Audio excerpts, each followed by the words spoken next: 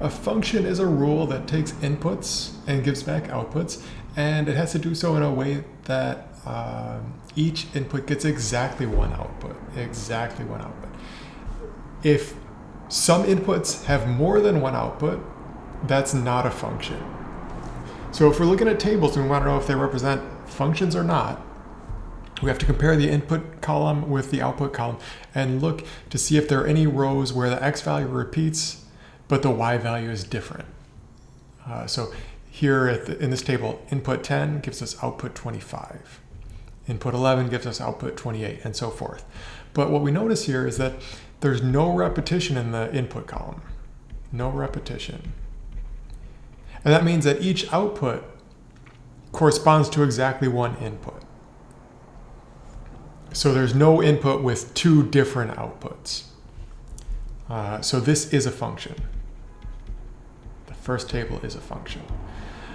The second table, so input 10, output 25, it's the same, everything's the same except for the last row here. 14 is the input, the output is 14. So there's two 14s, but that's okay. It's okay if we have a repetition in a row. We just can't, we have to be careful if there's any repetition in the x column. So here there's no repetition in the x column, in the input column, no repetition.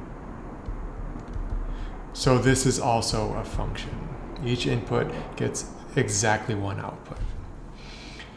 In this third table here, all right, so 21, 22, 23, 24, 22. So we have to be careful because there's two 22s here. The first time we put 22 in, we get 5 out. 5 comes out the first time, but then we put it in a little bit later and -4 comes out. So 22 has two different outputs. 22 has two outputs. If this was a function, it would have exactly one output. So this is not a function. Not a function.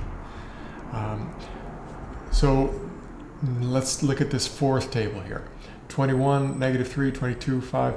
So if we go down the x column looking for repetition, okay, so we're on alert because 22 appears twice. There's a repetition in the x column. But the first time we put it in, we get 5 out. The second time, we still get 5 out. So the output isn't changing. There's still only one output for each input. One output for each input. So it's a function. So even though there's a repetition, that's okay as long as the output is the same every time. And then this last table here, so we go down the x column looking for repetition, 7, 8, 10, 8, 11. So we got two 8s here. So we got to be careful with those two rows. So the first time we put 8 in, we get 3 out. Next time we put 8 in, we get -3 out.